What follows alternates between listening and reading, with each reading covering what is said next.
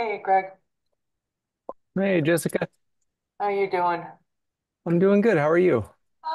Good. It's a crazy day already. Yeah, it has been. Same over here. Ah, actually, I was done at about Monday around noon, but thankfully I've made it this far. Okay. Wow, can, that's not easy.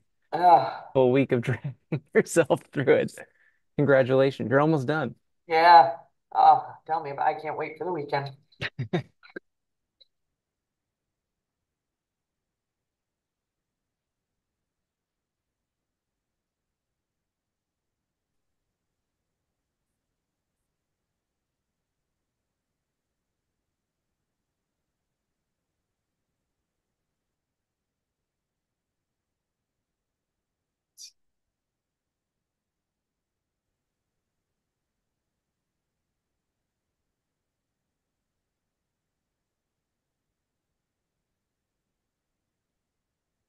Mm.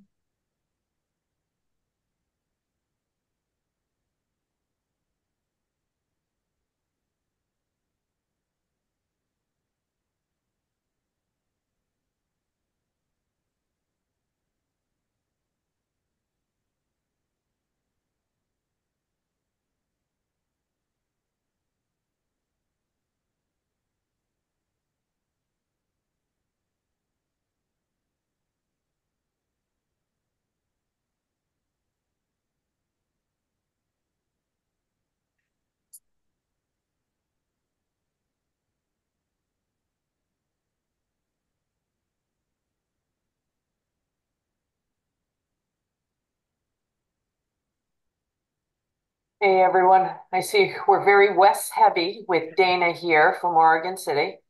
Um, we'll give a few more minutes if you don't mind to see if some of the other member community staff joins us. But then in the interest of time, we'll kick it off. Dana, we appreciate you showing up and being here.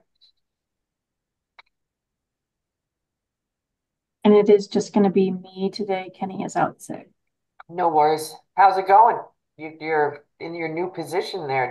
Are you able to share? Are you Well, I might feel a little bit like you. Monday was a day and felt like I wished it was Friday. So I I had hear. 3 night meetings this week and a 7:30 a.m. meeting. So Ooh, just tough. a light meeting week. Tough, tough. Do you find now in your new position the meetings may be a little more non-productive? Sometimes, and we're short 4 staff in the engineering group of a group of Oh, 12. So yeah. yeah. Um, yeah, trying to fill engineer positions is always fun. Yeah. Yeah, we're finally up to full staff. Jeff can talk to that one, but it's been years. This is the first time in the 7 years I've been at WES that we've had a full engineering staff. And that's as of 2 months ago. So even then it's not like we've been there. So yeah. Yeah, so attempting to kind of support the operations side of the house is tough when there's so much uh, gap in the engineering group. So Yeah. One thing, Dana, just I'll throw it out there that we had some success with, at least, we got an uptick in applicants is we got the Osbill's PE list and we culled that down to just kind of more local, more local.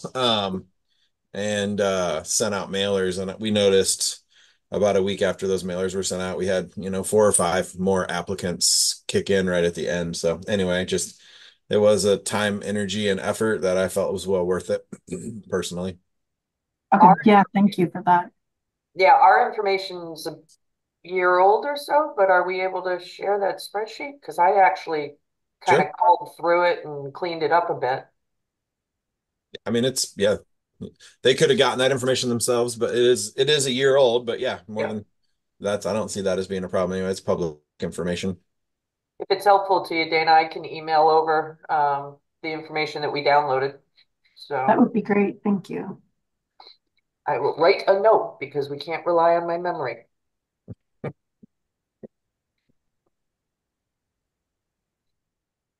We've done mailers as well with, I think, good luck. Yeah. Hey, Eric, I didn't see you. Good to see you there. Yeah, how we doing? Hanging in there. We're all discussing how it's already been a tough week. We're ready for it to be over. I figure those mailers target people that are maybe not actively looking, but like, oh, that's a nice opportunity. Like, Yeah. oh, look at that a little bit, and that's kind of that's what I think helped us. Cool. All right. Well, we might as well kick things off. We do have a pretty full agenda today. I did want to go around and do welcomes and introductions because we do have maybe two new faces or so on the call today. And I'll kick it off and then I'll just kind of call out names as I see you on my screen. Jessica Renner, one of the supervising civil engineers over here in the Capital Group at WES. My main focus is collection systems. That's what piques my interest. Greg, you want to introduce yourself? Yeah, I'm the new administrative specialist here at WES, and I'm working with the Capital Group and helping to run these meetings and just supporting them and what they need administration wise. So, yeah. Thank you. Jeff, Jeff Stallard, the capital program manager here for Wes. Dana, Jamie Williams, City of Oregon City Public Works Director. Eric, Eric Lea, City of Westland, Public Works Director and City Engineer. Josh, Josh Miner, new senior civil engineer with WES. Hakan, Hakan Magbaidi, senior civil engineer with WES. Aaron, Erin Blue, finance manager with WES. Stephen, I'm Stephen Rice. I'm a civil engineering supervisor with WES. oh boy, now everybody changed directions. So if I don't get the right people here, I know I haven't called on Nathan. Yeah, Nathan Seaver, civil engineer with WES. Andy, Andy Bachman, senior civil engineer with WES.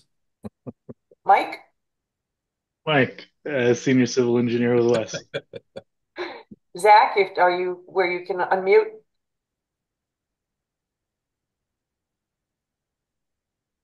Zach Fullmeyer, project coordinator and inspector for WES. Ron,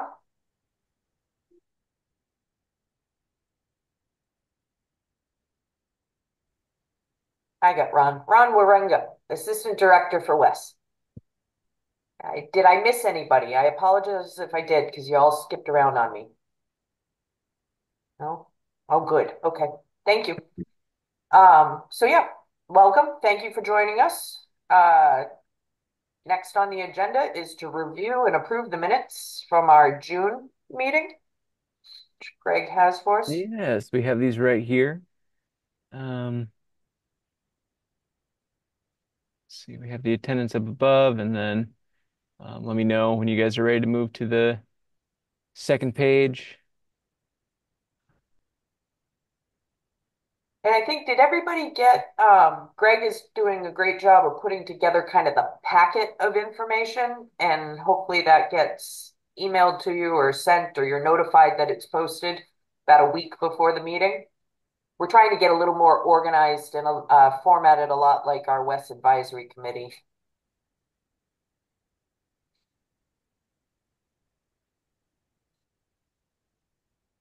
Yeah, let's second page if you don't mind, Greg. Yeah, of course.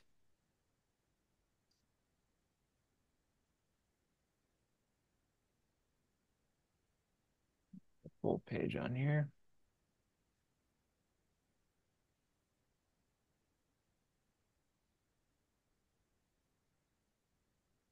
Third page. And we talked, oh, I was gonna say that if there was another page, we talked a lot, but that's the end of it. Big meeting. Yeah. So as long as no one has any objections or corrections, I would need a move to approve or a motion to approve.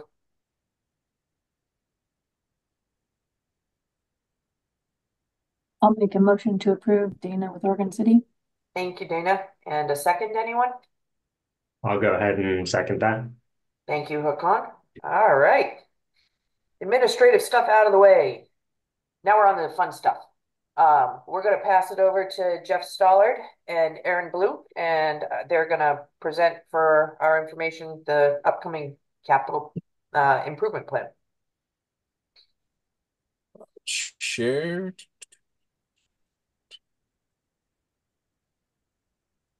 All right, this is a presentation that was given to our WES Community Advisory Committee last week. And so wanted to,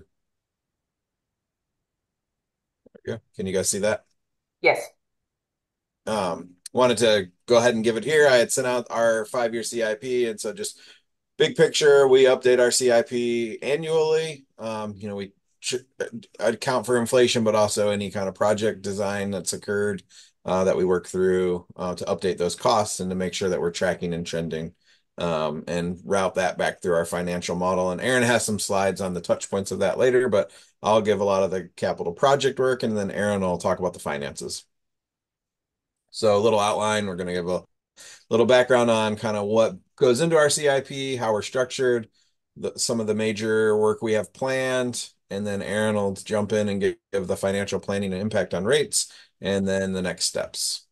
And feel free to jump in and ask questions along the way. If you have them, that's not a problem. So we think of the capital plan as being a standalone document, and it is in some ways, but it's really kind of founded in of the 4 of our strategies. And so it's our strategic plan, our 4 major documents. It's the strategic plan, the budget, the capital plan, and then our long range financial plan. And so the budget is an annual, the capital plan looks 5 years out, and the strategic plan really kind of guides the choices we're making in terms of what we're spending our money on and what projects we're doing.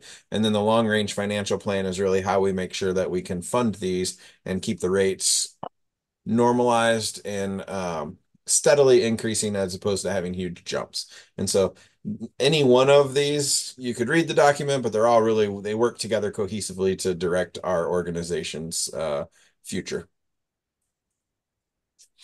So then when we dive into the CIP is really made up, it's really supported by all of our planning documents, which is the Hoodland Master Plan, the Sanitary System Master Plan, a boring facility plan, the Willamette facility plan, which it really focuses on the Tri-City plant and the Kellogg Creek plant, and then our storm system master plan. And so, over the last 7 years, we've really focused in on trying to get all of our plans updated so that we have good information to feed into our capital plan so we can start implementing, making sure that we can maintain our capacities and our reliability at our facilities to continue to serve our public and our ratepayers.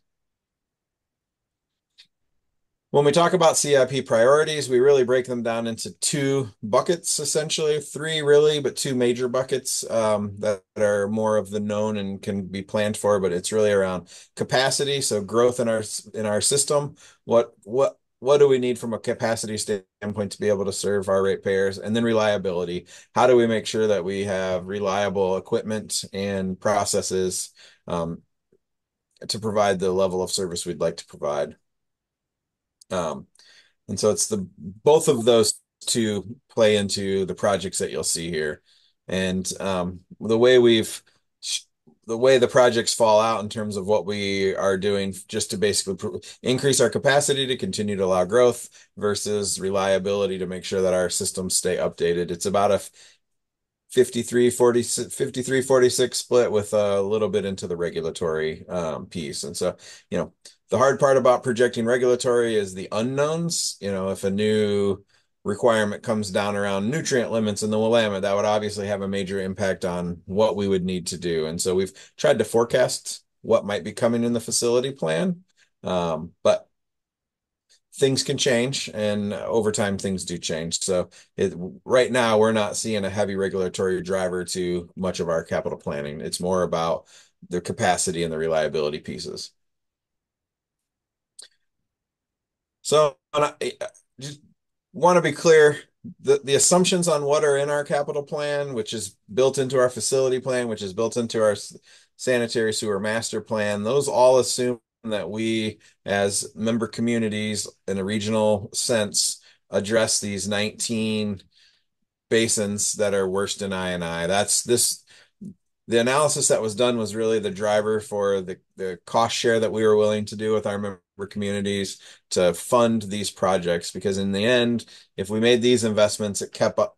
It was $100 million plus level less investments that we need to make in infrastructure to handle the peak. If we can cut that peak down, as you can see, if we made no investments, by 2080 we would be having a peak flow of 400 million gallons. If we really address the I&I piece, we almost cut that in half. And so we would be building a huge amount of infrastructure to treat peak flows, not really the not really for capacity other than for the peak flow rain events. So that's the approach we've taken. And so all of the projects we've done assume that we're successful in that approach.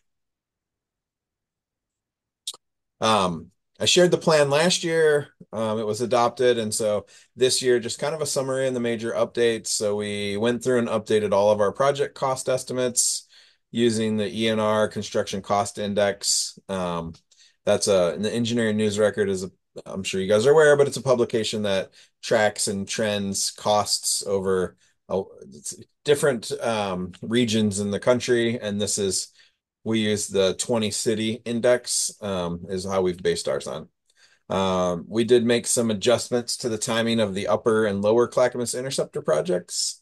We adjusted the sequencing, is really a better way to put it, of the Willamette Pump Station and Force Main project. Originally, we were planning to build the pump station and Force Main at the same time, and now we're going to stagger them to where we'll build the pump station or Force Main. It's unknown, probably the pump station first and then the Force Main second. So that project spread out a little bit in terms of spending. We've updated the cost of the Tri-City Influent Pump Station. It went up significantly. And it was really, the major one was around additional electrical scope that wasn't really accounted for in the facility planning document cost estimate. We revised the project detail sheets. So I wanted to be a little bit more transparent in how we tracked cost over time, to make sure that we captured the reasons costs might change. And so if you look at our detail sheets from last year's to this year's, they're significantly different and some more information in there. And then one of the project costs you'll see has gone down is the cost of the Kellogg digester project. I found as we were working through it that we had double counted our engineering, admin, and legal costs. The way it was built up, we added those in again, and they were already included in the cost in the facility plan. So we caught that and fixed that in this plan. So what does that really mean from a 5-year spending perspective? So our total 5-year spend is about $216 million on the sanitary side. Just from a comparison standpoint, due to shifting projects and shifting costs, last year's plan in 25-26, we were estimating $57 million. In 26-27, $43 million. So that you can see those two almost flip-flopped with one another just on sequencing. And then in 27-28, we had $32 million. And then 28-29, we had another $32 million. So some costs in the later projects have gone up. And then we've changed, as I mentioned, adjusted the sequencing. So that's why you're seeing these kind of shift around a little bit. On the surface water side, we have a major project here. This 25-26 is our Three Creeks project. And then after that, we held pretty steady, just inflationary cost increases on the next 4 years of projects. We didn't really have to reorganize projects or timing or anything like that. So the big one that's going to be our focus here in the surface water side is the Three Creeks project. I have a slide on that later.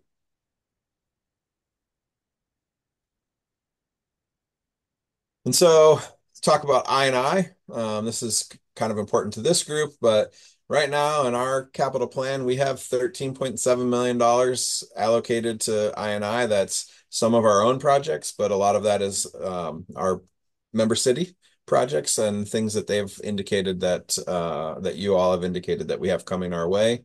and how we can support that. I wanted to take just a quick here's a graphic that shows kind of one of the projects that we've done, and we did some in the Mount Talbot area. We did testing, and we found in our smoke testing, we found that there was a sanitary sewer lateral that was draining a storm basin for an area. We saw smoke coming out of the storm basin, and we quickly were able to figure out that it was an abandoned lateral that didn't get plugged. And so literally for whenever that came online, we've been just draining that right into our sewers, our sanitary system. So you can see the figure over here on the right, our target flow in 2040 is 8.7. And so that this is the master plan estimation, and this dashed blue line is where we're at today. So just that one simple fix wasn't a major investment, but just that one simple fix has had a massive impact on this area. And so I hope that as we continue to drive through and work in areas, we can all find these low-hanging fruit projects that can really have a big impact on flows and reducing that I&I. Next project is our Tri-City Outfall project. We have a $64 million project. I want to highlight that it is in our strategic plan that we had a requirement to complete the design of the outfall by 2025 and have the outfall in operation in 2026. We are under construction, so we completed design in plenty of time, and the construction schedule that's underway right now will have us having this system online late next year. So definitely by 2026. So we're set up to meet the strategic plan requirements, but just wanted to the tunnel launched on the August 29th. So we've been mining now. We're anticipating arrival in the river in mid to late November, and we started open cut construction August 5th, and we're anticipating that also getting to our plant around that same time in November. The diffuser construction then in the river will start back up next July when we get at the in-water work window. And as I mentioned, our new outfall will definitely be in service before 2026, but late 2025.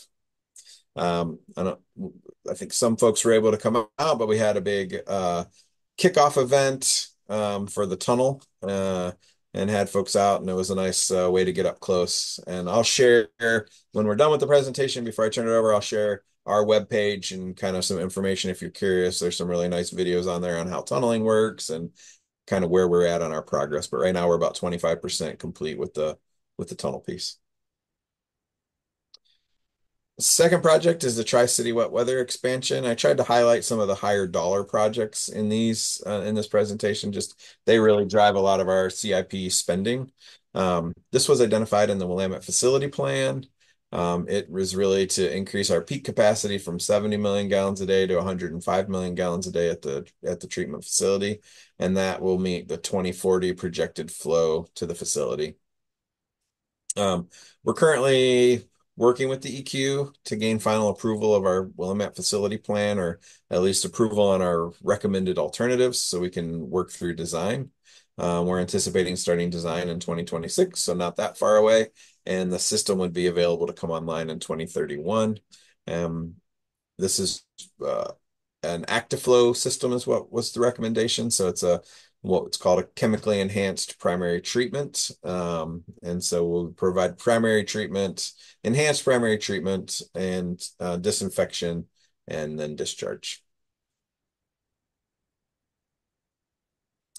The Clackamas Interceptor Program is a strategic plan goal for ours as well, and that is to complete the middle interceptor design by 2026.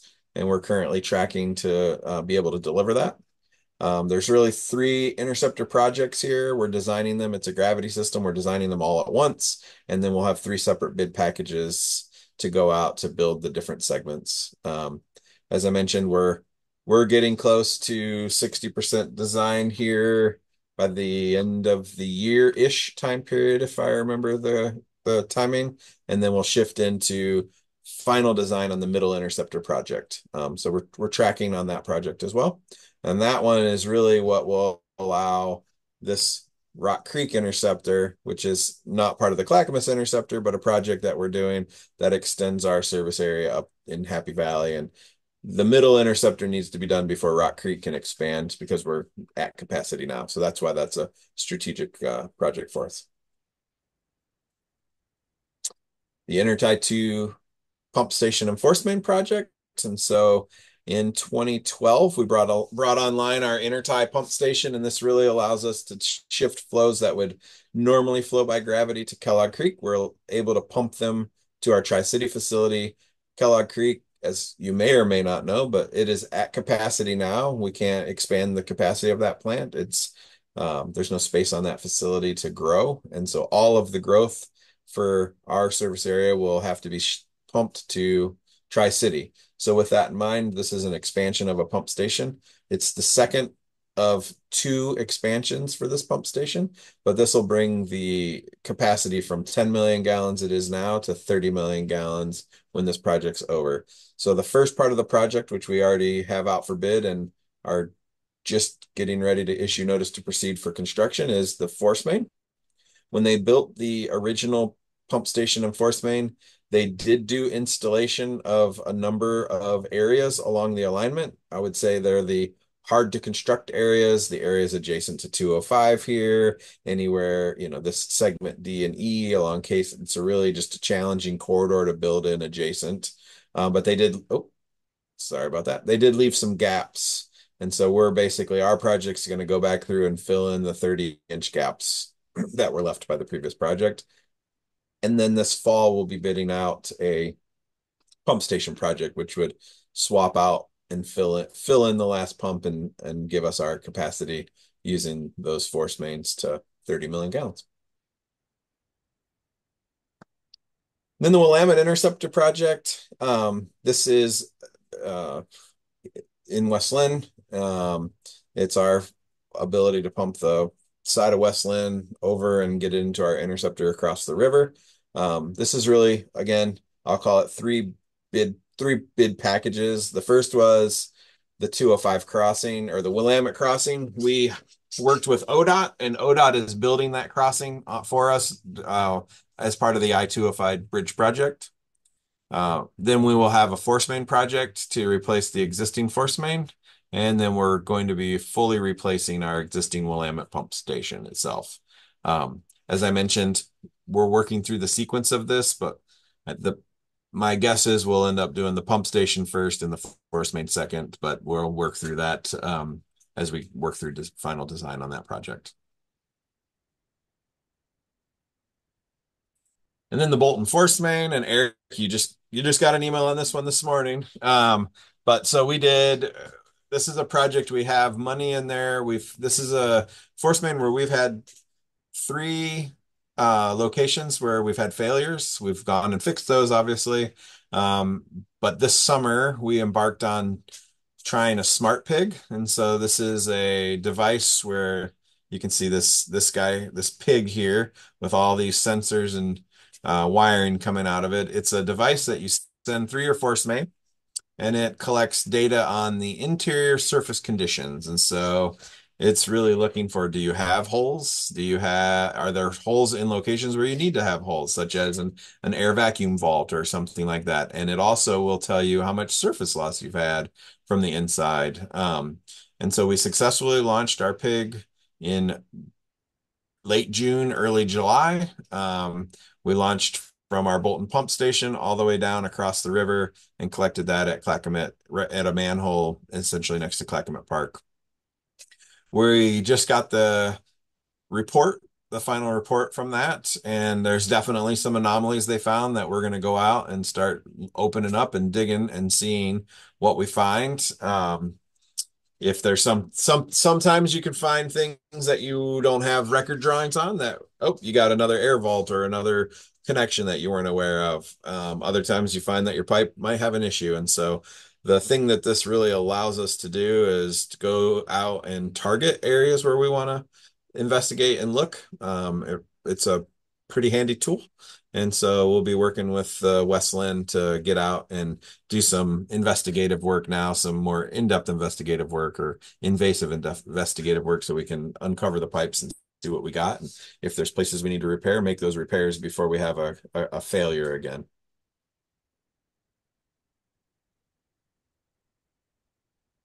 And then, I'll call to our ongoing programs. Things break down, things run to the end of their useful life, and they're not always part of a bigger capital project for replacement. And so sometimes you just need to do replacement in the middle of the year when things fail that you're not expecting to fail. And so we have about $3.2 million in every annual budget to do different R&R renewal and replacement type projects. And those are broken into three categories. That's our treatment plant, rehab and replacement. So that's things that are treatment plant facilities. We have our pump station rehab and replacement, and then we have our collection system rehab and replacement. And the collection system is really where we do a lot of our grout injection and our I&I and our linings works. Pump station is a lot of it's geared towards pump rebuilds as they run up against their useful, making sure we're staying on top of maintaining them. And then the treatment plant is, again, it's maybe we need to replace VFDs because they're antiquated and they're not part of a bigger projects. And so we use our asset management information, likelihood of failure, consequence of failure to try to program in spending that budget annually to make sure we're targeting those areas where they're have the highest likelihood or a higher consequence or would be the most impactful to us as we work through that on an annual basis. And then our talk quickly about our surface water, the major project I was talking about. It's the Three Creeks Natural Area Floodplain Enhancement Project. It's a really cool site over by Clackamas Community College or the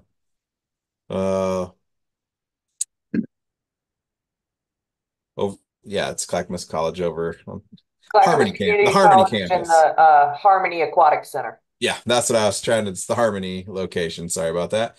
So it's about a $5 million project. 3 million is funded by surface water funds. We got 1.5 million that we're funding with deferred SRF interest, and that was kind of when you get SRF loans for sanitary sewer projects, they'll defer interest and let you spend that money on a surface water project. And so when we did the solids project, we did use SRF money. And so we've used that interest. They basically give you back the money you're paying in interest to do a surface water project. It's a really cool symbiotic relationship that was available and we took advantage of, which is pretty exciting. And then we got a Metro grant as well. So multiple funding sources. But right now we're at 90% plans. We're expecting to bid that and construction to start next summer. But it's a really neat habitat and floodplain project. And then this is just a graph that kind of shows construction cost index and how they've spanned over time over the last essentially 15-year look back. You can see, 2020 to 2021 was a really expensive jump in construction costs. And we captured a lot of that last year and had a big increase in our CIP from the previous year. This year was more levelized. And so the bigger cost impacts this year to our plan were more information about specific projects and the scope of specific projects changing. An example is in a planning document, you don't know about environmental things that might crop up that add a bunch of costs to a project or those types of things. Or, they make assumptions around, like on our IPS, they used when they developed the cost estimate, they did not understand fully the electrical impacts and how impactful they were going to be to the overall project delivery. The pump sizes were going to drive bigger transformers, which kind of opened up this whole host of the project that, nobody had really accounted for properly on the financial estimates for planning level documents, which brings me to my next slide. And it's really kind of about when we make these plans, we're using a lot of planning numbers. And at a planning level number, it's a class 5 estimate. And so, this it's not very accurate, I would say. So plus 100%, minus 50% accuracy is the range you're in when you're putting these CIPs together. And so one of the reasons I wanted to make sure we had some transparency in our project detail sheets was one, so we could understand how we should use our planning level documents and planning level estimates to start to figure into our capital plan, but also just to get a understanding on, where are we trending? Are we trending regularly to be 70% over our, facility planning documents? Then maybe we can start to use that a little bit better as we refine our plans and update our planning level documents. But as you see, as you go through design, your accuracy increases. And so and then as a class one, right, that's when you're going out to bid. And so that, you're plus 15 minus 10, which is regularly what we see in engineers estimate versus what we see in bids. As a matter of fact, we just saw on our IT2 force main project, we came in 15% less than our engineers estimate. So, a little bit outside of this, but not that far outside of this, quite frankly. And so that's where you really want to see is that plus 10 when you get to the construction documents. Jeff, I just want to say that's the first time I've ever seen it displayed that way, and thank you. For someone like me, that visual really helps narrow things down. Really cool. Thank you. So with that, I'm going to turn it over to Erin, and she's going to talk long range kind of financial and the rate impacts that we have. And Erin, I'll advance your slides. You just tell me. Okay, great. Thanks, Jeff. All right, so financial planning is a critical step in the annual CIP update, as once WES's capital team updates their project spending projections, we incorporate those into our financial model and to determine funding and forecast the resulting rates. So the 5 objectives outlined here are part of a comprehensive financial planning strategy that guides WES's annual budgets, our long-range forecasts, and the financial aspects of our capital planning process. The first 2 objectives really articulate how we fund those 2 CIP priorities that Jeff shared, reliability and capacity. Number 1 includes meeting all operating and maintenance expense requirements first, and also investing in the renewal and replacement of existing infrastructure to maintain our service reliability. Number 2 is directly connected to capital planning, as it means that the projects that expand system capacity are delivered when needed for growth. And number 3 means controlling our operating costs, practicing sound financial management to maintain access to low cost financing, and developing rates that are affordable and based on our cost of service. Next slide, please. The specific strategies we're employing to achieve those objectives are outlined on this slide, and I'll touch on just a few of those. So for the past several years, we've worked to limit our annual operating and maintenance cost increases to no more than 5%. As you'll see on an upcoming slide, we're actually going to be working to bring that even lower. Our current year capital budget of 80 million ranks as the highest capital spending since we completed the Tri-City Liquids expansion in 2012. After completion of that project, total reserves were down to just under $50 million. Since then, we've intentionally been building reserves back up in anticipation of delivering the projects in this capital plan. As a revenue resource, system development charges tend to be pretty unpredictable as they depend on underlying development activity. And as a result, we don't always have SDC funds on hand to fund the eligible projects on a pay-as-you-go basis. And in those cases, we utilize debt financing for the project and then repay the SDC eligible portion of the debt with SDCs. And that strategy helps reduce pressure on monthly service rates and ameliorates some of the challenges that we have with the difference between the timing of SDC receipts and the timing of SDC expenditures. And then lastly, one of the objectives in our strategic plan is to develop and implement a program to evaluate and pursue grants. And so securing external funding for any part of our CIP reduces the funding we would need to collect through rates. Next slide, please. So similar to the slide that Jeff shared that summarizes the updates to the CIP, this table summarizes updates in WES's major financial planning components. The 5-year CIP total for sewer is down from the currently adopted CIP, but that's not a reflection of reduced spending. That's just a reflection of the major expenses for the outfall being in the current fiscal year.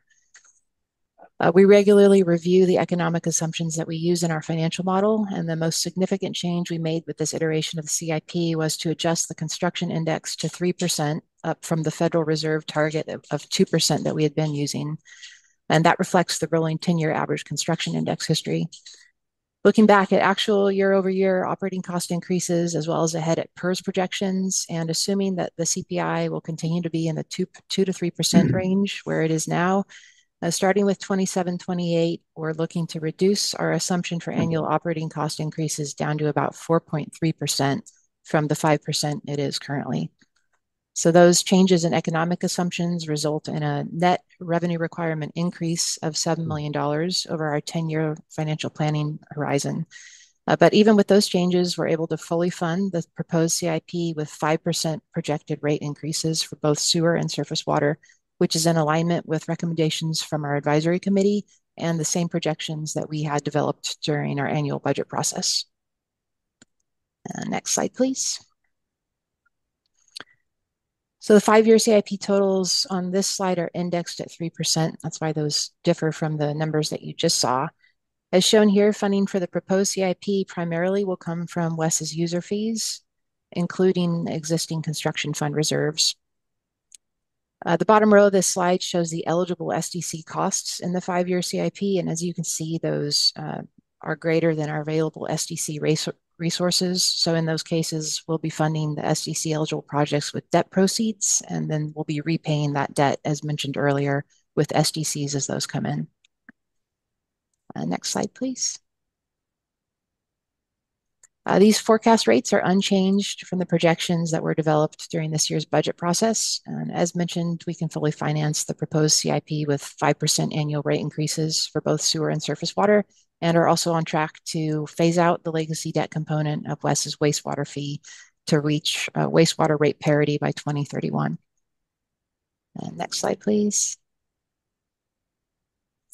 So capital and financial planning are an iterative process, and the 5-year CIP is just the first step in that process. This CIP will then be incorporated into the annual budget that we propose next year, and then it goes through a stakeholder and board input where it could be revised if resulting rates are forecast are too high under changing economic assumptions. I think that's all I have. Jeff, back to you. Awesome. Thanks, Aaron. So just kind of a summary and what our next steps are for our CIP is, just a reminder, our 25, 26, 29, 30 total wastewater CIP is $216 million. And we have a surface water CIP of 24.3. As I mentioned when we started, we gave this presentation to the WES Advisory Committee. We've asked for feedback also from our technical advisory team, this group. We've also solicited feedback, so feel free to pass along any questions, comments, concerns you see on the CIP, or any questions you might have. Aaron and I would be happy to have a call or just respond via an email or however that works. Our next meeting for the WES Advisory Committee is looking to be in middle of October. So we'll be incorporating any comments, concerns we have, and soliciting from them a motion of support, requesting from them a motion of support. And then if we receive that, we'll be taking this 5-year CIP to the Board of County Commissioners for adoption in December or January. And then we'll start right back up into budget cycle using this information that's approved in our CIP. That would be the basis for next year's budget for the capital group, at any rate related to capital projects. And with that, if there's any questions, I know it's really Dana or Eric. If any of our WES employees have questions, you can ask me separately.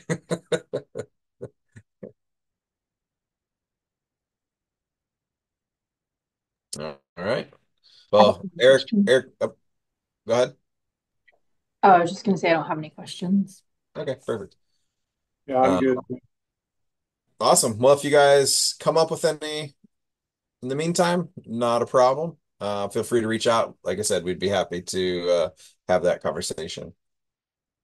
And then I wanted to share, I'm going to share now just because, let's see, where's the share? Yes. So just share. So one of as I mentioned, our outfall project we're working on. We are having a web page and we're updating it pretty regularly. It's not quite a blog, but it's kind of blog-ish in terms of regular updates. And so we've got this graphic there showing our mole. We've been going. There's videos for the launch. These graphics are updating to kind of show progress. But if you're curious about the tunnel boring machine and how it works, there's a really nice video here if you are interested in that. And so just putting a plug out for our webpage on our project. It's a cool big project. And if anybody would like to come out and see the project in person, let me know. We can find some time to have folks out and do a site walk or something like that. It's it's not all the time that our region installs a 90-inch tunnel, and we'll be working on the tunnel piece until December. So if you want to come out and check it out, it's pretty cool, big construction. So just reach out to myself and we'll get something on the calendar and do a site walk. Excellent. Cool. Thank you, Jeff. I think we're ready to move on. Next thing on the agenda, I wanted to give an update on the regional INI IGA amendment. Actually, Kenny raised a couple questions. I don't know if it was the last meeting or the meeting before that really made sense. He said, when do we need to submit an amended or revised proposal for our INI program funding? And also, the original IGA called for one invoice at the end of the project. And all of us know some capital projects can run spanning multiple years. And that gives people like Aaron Blue heartburn when we wait for 3 years to actually expense or close a project. So we're working with our legal counsel and such to do some clarification on invoicing periods.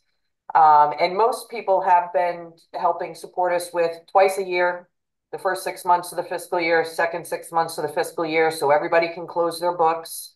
So we're just going to get that documented and amended in the IGA so it's legit. And then the second part that we're working on is how we do, if a proposal changes, and when you put in a proposal, it's kind of the dream of a project. This is what we think we're going to do. We're going to have to design it. This is what it might cost, kind of thing. And then we get down to actual contracts and such and how we authorize the amount that we're willing to reimburse up to, and if the scope of that changes in any way, what we need to do. So kind of putting our heads together, getting some language together on that, which of course we'll review with all of you before anything gets finalized and routed for signatures. So just wanted to give a heads up that that's in the works. And I'll be coming back to all of you with some proposed language changes and such in the near future. Any questions on that? Nope. Good. Let Kenny know that I'm working on it, Dana. Second thing, and I think Greg has a slide on. It's that time of year, as Jeff mentioned, with our CIP, and then we roll right into budgeting. We're going to be reaching out to all of you to update the information on what you think or propose or what you have planned for INI projects within your communities over the course of the next fiscal years, understanding that some of you have 2-year CIP, some of you plan longer, all that kind of stuff. But we'll be forwarding this spreadsheet around again. And if folks could just kind of put in what they have in their budget and CIP so that we can get a better handle on the spend or the funding requests that are going to come to us and to make sure that we can support all of that. Any questions on that or anything you want to add to that, Jeff or Aaron? Nope. You guys are a bunch of easy people to work with. I have a question. I see. When will you need this data by? Aaron, when's the optimum time? So really end of January would be ideal if that's possible. Cool. And I'll work with Greg and we'll get this spreadsheet just sent out to y'all in the next week or so, so you can have it. And then I'll be sending you reminders saying, hey, were you able to fill that out? So, excellent. And that's all I had on the formal agenda. Does anyone have questions, comments, roundtable discussion?